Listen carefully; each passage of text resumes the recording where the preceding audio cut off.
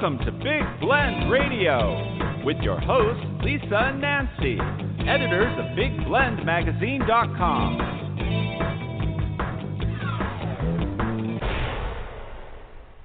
Well, welcome to Big Blend Radio's Locals Insider Show, where we get a locals insight on what it's like to live, work, and play in their community.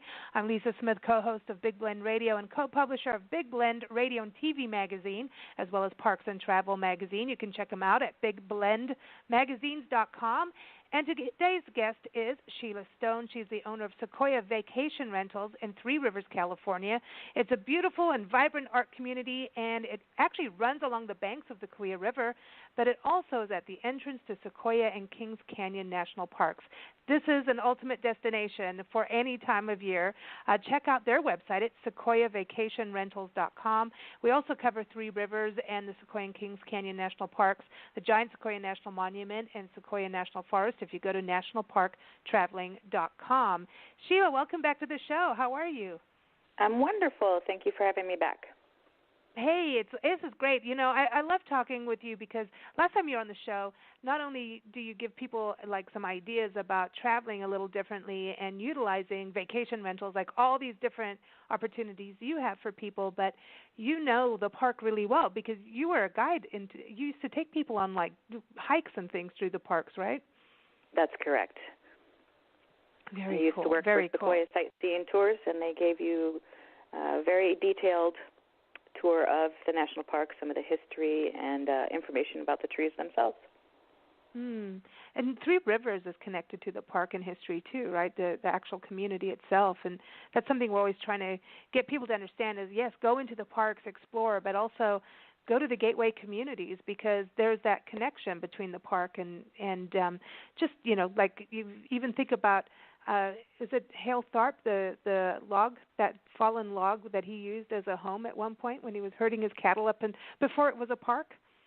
Yes, that's correct. It's up in the Giant Forest area. It's an easy walk to it. It's actually even a handicap accessible trail for people, so you can go all the way out to the tree and see how he used to live in the middle of the woods. It's neat. Or I should say in the middle of the sequoia trees. Yeah, I know. I mean, could you imagine they're like actually living in a sequoia tree for a while? Like, I don't know if I'd want to do that in the winter though. It'd be a little cold. No, I'd probably pass on that too. Yeah, no, really. So now I know you've got a family that you're raising as well as running this business, and you know, what's it like living in Three Rivers? In Three Rivers, it's not the big city, so you have to be willing to drive to corporate America, so to speak, those big box stores we call them. But that's what makes it unique. We have no street lights. We don't have any traffic lights. We are mostly privately owned businesses in our town. There's a couple of corporate businesses, but 2 are the gas station and 1 is a hotel. Everything else is privately owned mom-and-pop businesses. That's awesome. And were you born and raised in Three Rivers, or did you move there at a certain point of your life? I was not born and raised. I'm actually from Michigan. I should say that I applied for a job in Sequoia National Park, and in 1994 I started up in the park working as a bartender for the old Fireside Tavern, which is no longer there. It's now a gorgeous museum developed by the National Park Service. But I started there and never went back home. Wow. That's amazing to know about. I thought you'd always been there because you know so much about the area. But I think that's something that, you know, if you're a bartender, you get to know everything. You know the scandal of the town. You know everything. What's the talk amongst the trees, literally, in your region. So that's funny. That's real funny. Now, I want to touch on Sequoia Vacation Rentals because to me this is, you know, a really unique way to see the area. Everybody has different things that, you know, some people want to stay in hotels. Some people want to go camping, but some people want to go and, you know, bring their family or their friends and have maybe even a family retreat because this kind of gives you more space. And it seems to me like you can cook the meals you want. This seems to be something especially for, you know, a family or a group that's traveling to the area.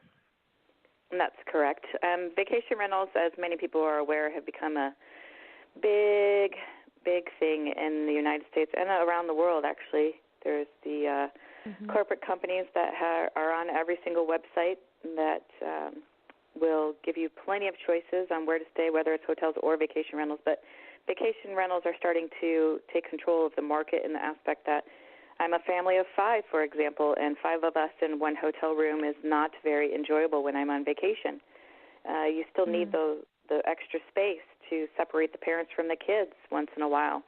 And having a house over a hotel room is definitely a wonderful thing when you're trying to enjoy yourself on vacation. And you've got really interesting ones. Some of them are like farm stays. Some like you can your steps from like a river outlet. And I mean, from when I was looking at it, you've got some that, like you've got the glass house where it's really neat. Every single one has its own personality. Yeah, and that's what I strive for in the business. I get a lot of people that want to put their home up on the market. But if the home doesn't have something to offer, I usually will not take that as a new vacation rental. It needs to be a river. It needs to be a farm. It needs to jacuzzi. It needs the fireplace. It has to have something that makes it what you would want on your vacation, not just a house. Exactly. And, I know that everybody talks about Airbnb, and, I even watch what's happening in the hotel industry, and some of the hotels are like, we have to go through these outlets, and it's cheaper sometimes to just, book directly through us. And sometimes you can change the packages and things like that if you go directly through us. If you buy a package through, I'm not knocking TripAdvisor and all these people, but if you go through there, the hotel can't make any changes because you book through those. Is that the same thing, like if people find you on like Airbnb and places like that? If they find me on one of the corporate websites, which we are advertised on all of them because my business would not survive if I wasn't advertised on them. If they find me on those websites, then the cancellation policies are very different than if they were to deal with me directly. The service fees are much higher on those corporate websites versus dealing with me directly. I've had friends say, there's been an emergency and they tried to cancel their reservation, but because they did it through the corporate companies, that fine print said no refunds no matter what the situation. Whereas my homeowners, I will make a phone call and say, this person has this going on, and they will give me the okay most of the time to allow a full refund for the house. Very rarely do they ask for just a small stipend to accommodate the loss of the income. Wow. So this is a difference. I like this. So everyone, go right to the website and go right to the source sometimes, and use these outlets as a place to, discover where to stay. So everyone, again, go to sequoiavacationrentals.com, and it's really a trip because you feel like you're like on House Hunters when you go on your website. You suddenly want to have a vacation home. Not only do you want to go stay there, you're like, I want to buy that one. That looks cool. We've definitely had a few offers on a few houses. I can see your next business coming up. It's going to be, part 1 and part 2 here. I see what's happening. Right. Okay. All right. So it's time to play 10 questions and find out what it's like to live, work, and play in Three Rivers, California.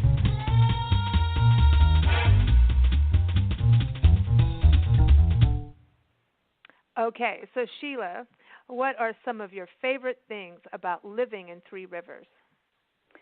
Well, as I mentioned before, one of the things I really love about Three Rivers is we have no street lights, no traffic lights, no corporate America, and we are just a small rural community. And that's a wonderful thing. I agree with you. I think it's hard to find, and it's as corporate America is encroaching everywhere, and it's just the way it is. I'm not trashing it or anything. I'm just saying is that as we increase in populations and this thing is happening, when you find places like Three Rivers, it's like a little gem, and go there as much as you can. Go there. Okay, so now relatives come knocking on your door. Doesn't mean they're going to all take up your house because you have houses for rent for them, but they're going to come knocking over for a weekend, and you get to be the tour guide. Which, these questions were made just for you, Sheila. By the way, what's on the agenda? What are you going to do with them? It's always going to be Sequoia National Park, giant forest area. It's just amazing, and if you've never been there, it's mind-blowing. The size of the trees, the color of the trees, the change of the seasons really affect how the trees look. And it's just something you can't miss. And we actually have a lot of people that come to Three Rivers and don't even go into the national park, which is, to me, almost confusing because it's just such a wonderful thing to experience. And I always take people there. And if they've been there before, I take them to another spot within the giant forest area that they've never seen before. There's always something hidden. Like I remember just taking this one different path over to the Big Trees Trail and seeing like the Clara Barton tree, and like all these trees have different names. I want to do something about that at some point. I feel like, how did all these trees get their names? We have to find out. You know what I mean? How did Clara Barton got there? And she's cool. You know, I like Clara Barton, but like, you know, how did that happen? And didn't the General Sherman tree, didn't that name was a different name at one time, and then that, wasn't it Karl Marx? Wasn't that the tree, or am I getting it confused with another one? Yes, but you're going to make this much longer than a 10-question game if we go into all that history. Yeah, okay. So most of the trees, a lot of the trees have names, but many people don't know that no longer are we allowed to name our trees. The trees are preserved for a reason in the national park, and that's to protect them. But if we name a tree, what happens when we name those trees? Then we start putting identities onto them and maybe not just enjoying them for what they are. And then they become possessive. Not necessarily that. Is if you put a sign in front of the tree, everybody's going to go to that one particular tree. And that one particular tree gets stressed by all of the tourism that it never had before. So we're no longer allowed to name our trees. The trees that are named are a part of our history. The names won't be taken away, but we won't make any new names for any trees. Wow, I had no idea about that. See why you're on this show? I like this. Okay, so now I hope we didn't take away from question number 3, which is fun facts and hidden treasures. So what are some things that people may not know about Three Rivers? Well, we are definitely a river community, and people hear the word Three Rivers. One of the things that people don't think about is that we do still have seasons. We have winter, fall, spring, and summer. And even though we're a river, our river is affected by whether or not we have snow in the national park. And a lot of people, I just got an email today asking if they could swim in the river tomorrow. It's winter. That's going to be a little more cold. than welcome to swim in the river tomorrow, but it's going to be very cold. It's snow melt. Or it's going to be moving too fast and it's too dangerous. So fun facts is the questions we get during the winter. Oh, can I go swimming tomorrow? No, you probably aren't going to want to do that, but you're welcome to. So our lifestyle is affected tremendously by the weather in the national park, which dictates whether or not we're going to have outdoor fun. Yeah, well, I think there's fun in every season almost, you know, because even when it's snowing, it's so pretty and quiet and pristine up in the park. And, you know, I remember spending like Christmas and New Year's, and it was right after Christmas and into New Year's, and it was just so magical up there. And I think a lot of times people think of the sequoias only in the summertime and not the rest of the seasons. And there's something magical about each one when you go into the park and the community, because you have all kinds of community events and festivals and art shows and things like that too. So I agree with you. The 4 seasons, and they're gentle down in Three Rivers. I do want to say Three Rivers doesn't really feel 4 seasons. We mostly feel summer, and I would call it fall and spring. We don't get snow in Three Rivers, so a lot of people think that they're coming here and they're going to be snowbound and they're going to be able to build a snowman. I have to disappoint them and let them know that there's no snow here, but they can go to the national park and probably find some. So we're only at 800 to 1,200 feet above sea level, so it's very rare that we get snow, and if we do, it melts the same day we get it, within a couple hours. Cool. See, that's the way it should be. That's perfect. Well, what everybody needs. Some people want to see snow. Yeah. You know, it's so funny because I remember it was spring. I think it was late March or April that we went. Is it Topeka Falls? Tokapah. Up in Sequoia, Tokapah Falls. And I remember it getting nice and warm. And, you know, we got all the way to the falls, hiked, and we sat and had lunch along the river bank thing. And so I'm like, hey, let's put our feet in the water. It's nice, you know, we're all hot and, you know, it was warm. And I put my feet in the water and I went, oh, my God, this is so cold. It's like you totally forget because it's all your sunshine and, you're all warm. And I totally forgot, like, this is snow melt and it's only spring. This is cold water. And let me tell you, when you talk about going swimming, in spring, it's cold. That water is freezing cold. It felt good, but I couldn't keep my feet in there. I mean, it was like, here, dip your toes in and get them out. And I watched some couple, a guy with a girl on his shoulders. She went on his shoulders because they're like, oh, let's cross over the river from one bank to the other. And all of a sudden they were like, oh my gosh. And she's like, no, I'm getting on the shoulders. And he's like, oh man, do I really have to do this? There was like that's it. Like, are we going to stay together now? That's right there. It's like the test. So that it's brings gorgeous me to look at, gorgeous to listen to year round, but it may not be great to jump into year round. Yeah, exactly. So date night, that was where I was going. Date night in Three Rivers. Yeah, what are your recommendations for a romantic evening? I would recommend someone going up to Morro Rock in Sequoia National Park and checking out the stars and the moon, especially on a good clear night. It's amazing up there because we do not have a lot of light pollution, although you can see light pollution from, like Fresno or Visalia. It's still not affecting us as dramatically as if we were living in the city.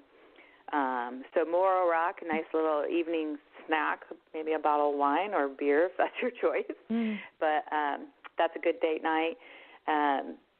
Even going down to Lake Cahuilla, which is closer to home, and just hanging out and checking out the stars and experiencing nature in the evening. It's really very gorgeous around here, and you don't have a lot of noise pollution either. You do occasionally from the highway of people coming in, but overall that's fantastic. And then we have a few fantastic restaurants in town if you wanted to go out for a nice dinner with your partner. And we've got Old Buckaroo, which is a newer establishment. We also have a brand new brewery in town. And yes, we have a new brewery. And usually on the weekends they'll serve out of a food truck some form of main meal or appetizers for you. And that one's called Three Rivers Brewing. Pretty simple to remember that one. I'm into that. I haven't been to the Old Buckaroo yet either. So this is good. Brewery dates. I'm into that. Yeah. That's cool.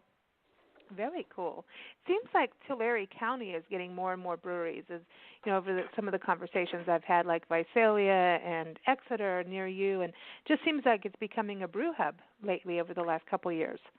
Yeah, there's definitely been a few new ones. I know Cahuilla Brewing is new. I just saw a sign for the other one, and I want to say it said Visalia Brewing, but I could be wrong on that one because I haven't tried it yet. So once I try it, I'll probably remember the name of it. She'll be like, cheers.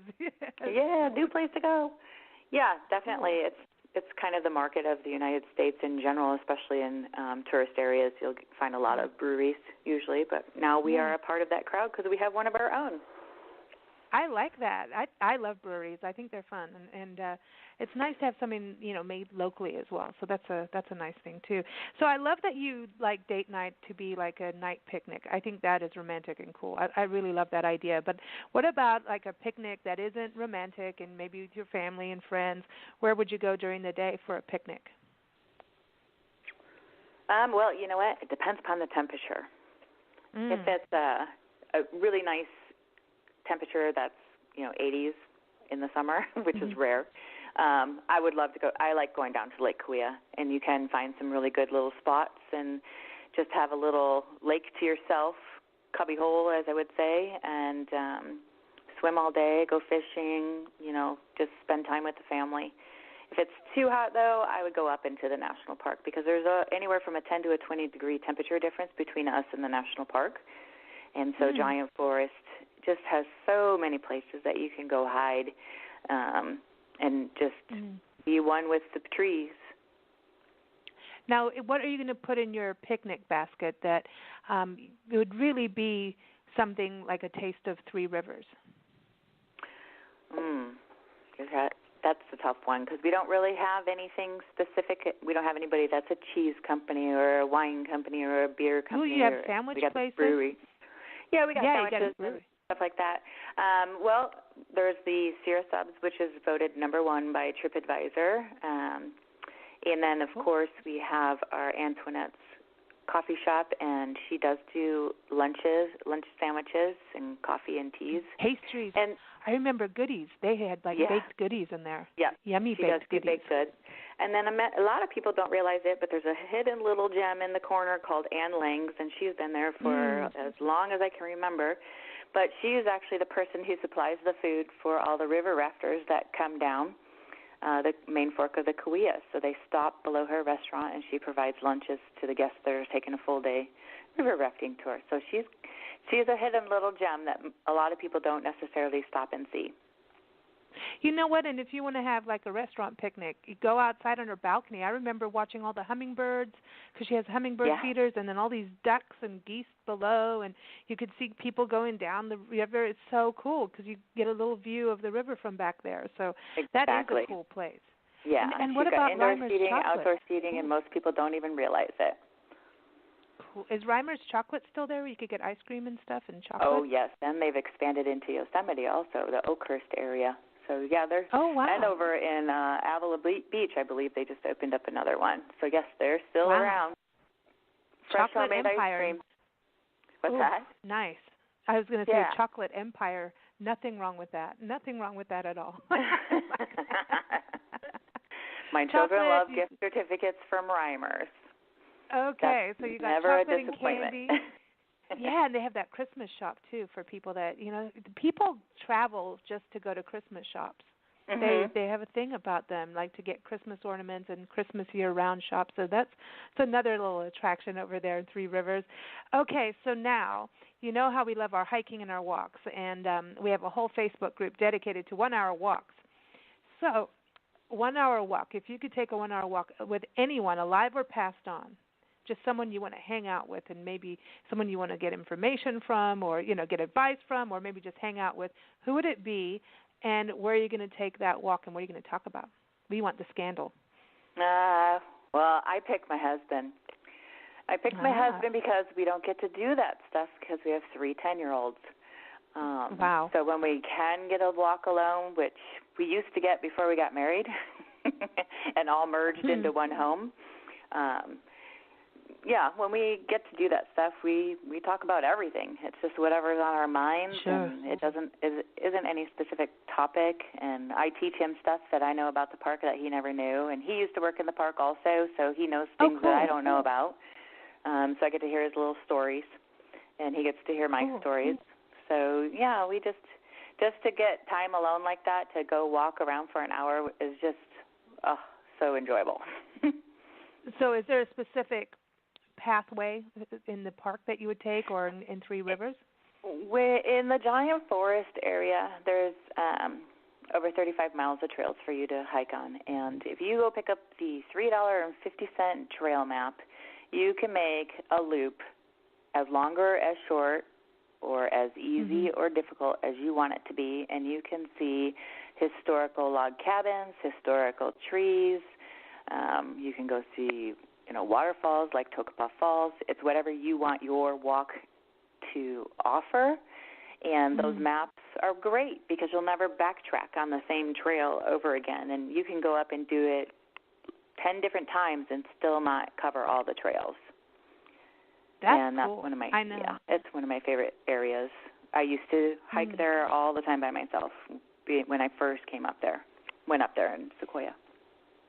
Oh man, it's one of those parks you're never done. As we went on the tour, going, okay, we're going to go to all 417 national parks. Well, at that point, it was 397 of them, and there was no way. We kept going back to the Sequoia National Park, and we kept going back, and we're still you're never going to be done. And that was the biggest lesson we learned from traveling to national parks: is you're never done in the Sequoias.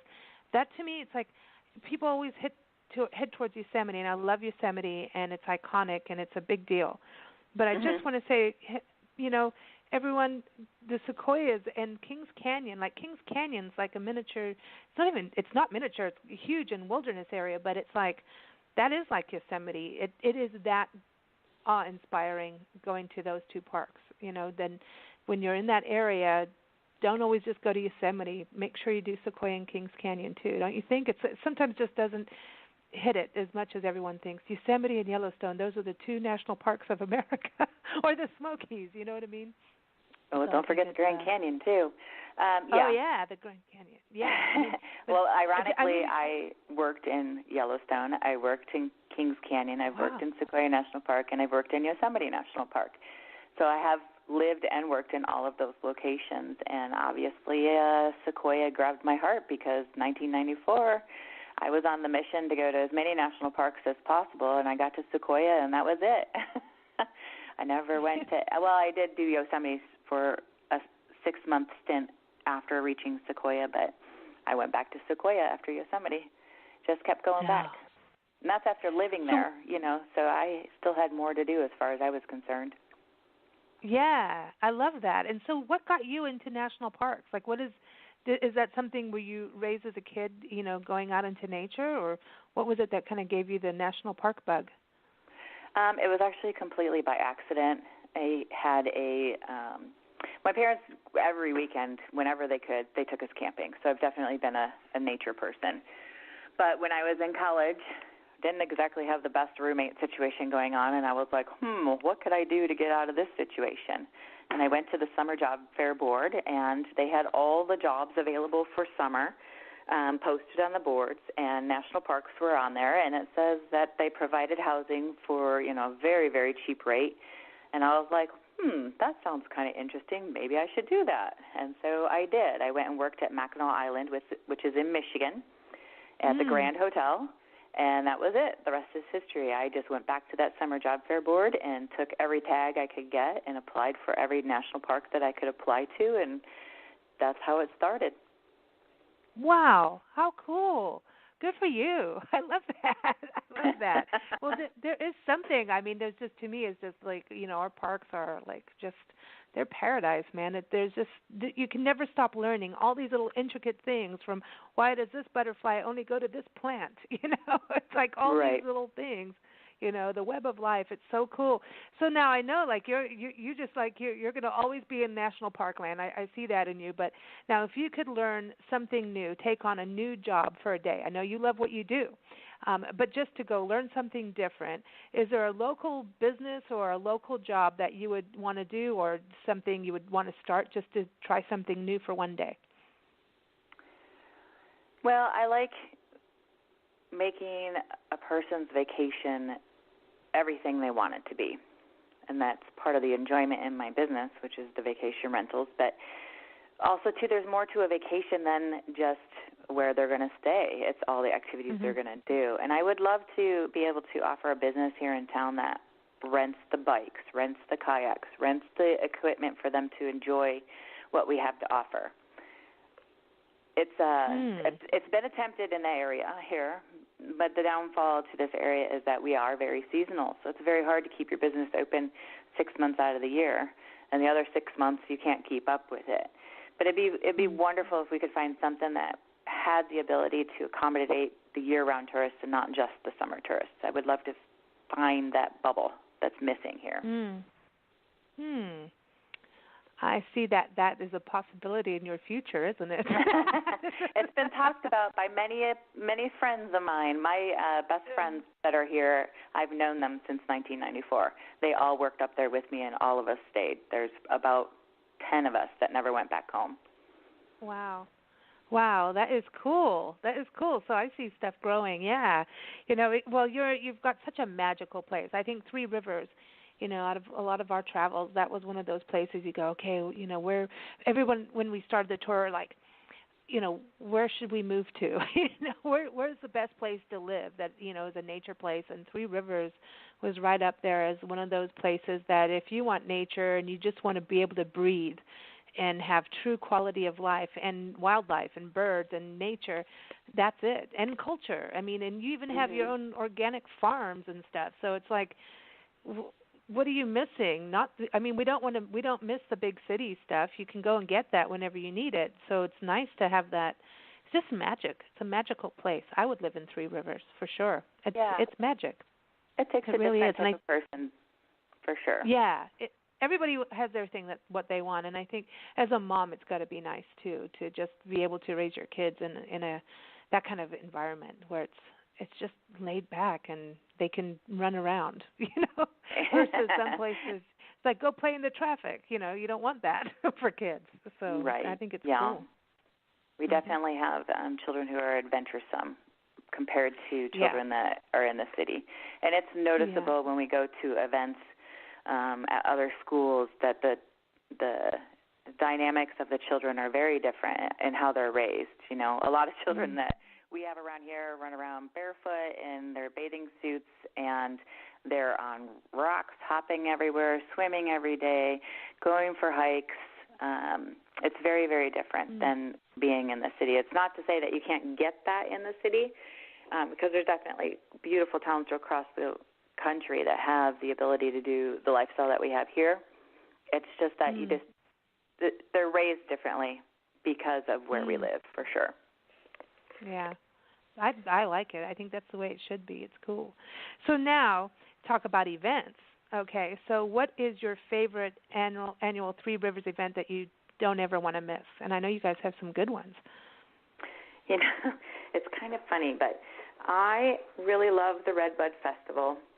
It's a time that I get to spend with my children, and it's mostly a arts and crafts little festival that all the local artists come to, and they sell their goods, and you just get to walk around and check out the talents of everyone in town. And my girls come with me, and we spend the day together, and they usually do it over Mother's Day weekend, and so it's a lot of fun. And you see a lot of other families out there doing their Mother's Day celebration together. And, it's not like a big band festival or anything like that. It's just a casual hang out, check everything out, see friends, see old faces. Everybody eventually makes it there at some point during the day. Oh, nice. I love festivals like that are just, get some fresh air, stroll around, look at the booths and things like that. Now, do they have any flowers since it's the Redbud Festival? Depends upon which vendors are there. We get new vendors every year. Some years it's just overflowing into the Memorial Building parking lot, and some years, because of weather, it's only inside the building. It just depends what's going on. But you just get. We don't have farmers markets. We don't have art every Saturday where you can go down to the farmers market and the art festival every Saturday, like a lot of cities have. We're limited to whatever events we get, and so the Redbud Festival just makes you feel like you're in the city for a little while. There you go, everybody. The Redbud Festival. I mean, you've got so many events. Like you've got music festivals and a lot of music, and you've got your monthly First Saturday art event where everybody goes to all the different studios and restaurants and sees art everywhere. And then you've got like the bathtub race in March. I mean, it's where people race bathtubs across Lake Cahuilla.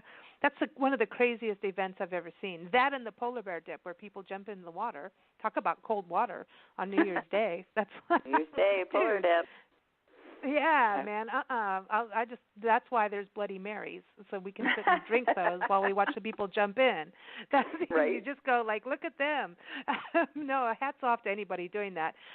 Speaking of events, okay, so it's party time, and we're going to give you a blank check. It's not a real one. It's from our sock monkey travel mascot, Priscilla, because she only gets fake money. But she's going to give you a blank check to host a party or a gathering. So what kind of event are you going to put together, and where, in Three Rivers or the park area? Well, you made the comment of the music festival, and we actually no longer get that music festival. And I would love to be able to bring that music festival back. It was put on previously by the Emergency Aid Alliance, which is a nonprofit organization that raises money to assist people in the community whenever they're having health problems, work problems, anything. And when someone needs assistance, you call them, say, can you help me pay my electric bill? Can you do this for me? Can you do that for me? And they will go through a process and screen you and see if it's legitimate. And then most of the time people get the funding that they need to tide them over to move on with life. But the music festival, it became so big, so popular that it was just so much work that it took a toll on everybody. So I would love to have a blank check to hire all those people that we need to put on the festival, and that way the volunteers can enjoy the festival versus working the festival. But we would love to have that festival back. I would love to have that festival back. And it was an all-day thing and into the night, so you got parents with their families during the day, or parents with their children during the day, and then in the evening it was your 20-somethings and up dancing the night away. And I miss that festival, and so do quite a few other people. And it's such a good cause, too. I mean, that's the epitome of community, right. of putting something together to help everyone locally. That's a really cool event. I remember doing a radio show with some of the musicians, local musicians, and bands that were coming from out of town, or at least regional bands, and it was just really cool, So I hope that it does come back in some form. And I'll talk to Priscilla, our sock monkey, and tell her to really rob a bank or something. No, just kidding. Not a good idea. It's not a good plan. That's not what you teach your sock monkey. But I'll tell her to do something. Get on it. There you go. We'll take it. Yeah. So finish this sentence. I'm proud of my community because our community is the definition of the word community. We work together. We help one another when we are in need. We have fundraisers for those in need. We put on events and we express ourselves through helping one another and putting on events to entertain one another. And just community is Three Rivers, simply put. Yeah, nice. Very nice. I can see why you live there. I really can. And we appreciate you joining us to give us an insider's look, because locals know best about their community. They really do. And you definitely know best about your community and also the park, so we appreciate that too. Everyone, again, you can go to sequoiavacationrentals.com and have a look at, how many do you have? You have 15, 16, 17, almost 20 We're houses? up to 21. And most of our homes are owned by people who have lived in the area for 10-plus years. 16 of the homes, to be exact, are people who have owned their homes for over 10 years in the Three Rivers community. Wow, that's amazing. That's amazing. So sequoiavacationrentals.com, everyone, and to learn more about Three Rivers and Sequoia and Kings Canyon National Parks, you can go to nationalparktraveling.com. Just type in Three Rivers in the search, and you'll find that. And you'll find some of the Sequoia Vacation Rentals on there, too. And then we're going to close with a song called Roosevelt's Train, because you think of Teddy Roosevelt and going into the Sequoias. And this song is from Todd Novak and the Clinch Mountain Boys, and we met Reb Furman out in your area, one of our trips, and he produced the album. And he's like, you've got to play this song on your radio shows, and we've been playing it for years. And it's just, when you think about John Muir and the, people that really rallied together to create these national parks, this is the perfect song to play. And you know what? I've got to also say this, Sequoia and Kings Canyon, which used to be Grant National Park, General Grant after him, these are actually some of the oldest national parks. Isn't that right, Sheila, that Sequoia, Kings Canyon, Yellowstone, and Yosemite, aren't they the top of the list for being the first ones? You got that correct. But don't ask me the dates. It's been a while since I've been a tour guide. Actually, and this was before the national park system became the national park system, the actual system itself. For the General Grant one. Yeah, for sure. They're just over 100 years at this point. Just over, only a few hundred. Yeah, just over that. So. Yeah, so everybody's you got to go there. There's history, there's nature, there's wildlife, there's bears, there's bird life. Everything is there, and hiking and rock climbing and caves. Before you go, caves. When does the Crystal Cave normally open up? They usually try to have it open for Memorial Weekend, and sometimes, depending upon how much snow is in the park, they'll actually open it up earlier. But usually they always try to have it open for Memorial Weekend and beyond. Mm-hmm. That's a magic place, everybody. You got to go in there, too. Okay, so here it is, Roosevelt's Train. Thank you so much for joining us, Sheila. We really appreciate it. Hey, thank you for having me again. It was a pleasure talking to you, and I hope to see everyone on their next travels through Sequoia National Park.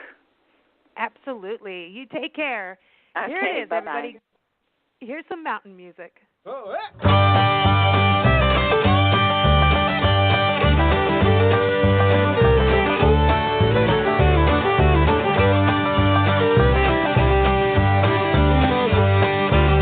want to ride on Roosevelt's train across the great Midwestern plains, talk to the Sioux and the Buffalo and the Grand Tetons and the Black Heel Gold.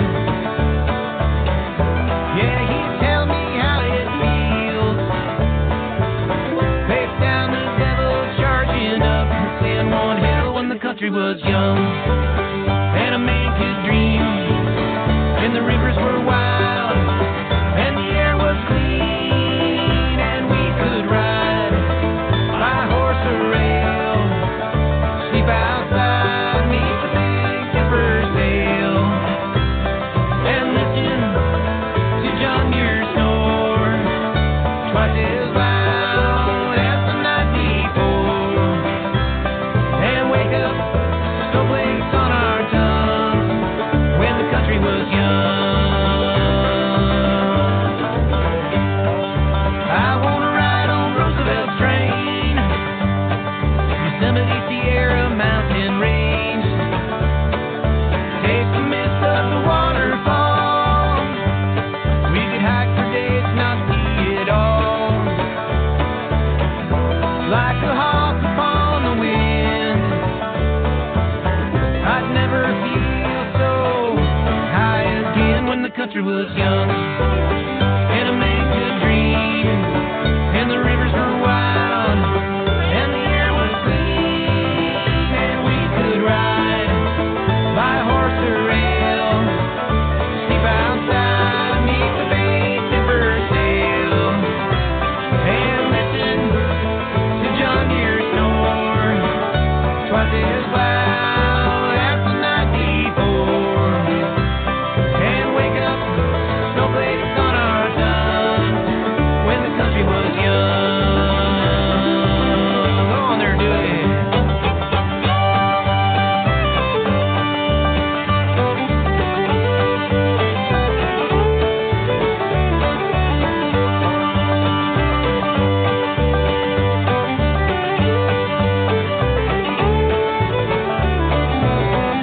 Yellowstone, Yosemite, the Grand Canyon, all the Rough Riders, they came to stand by him.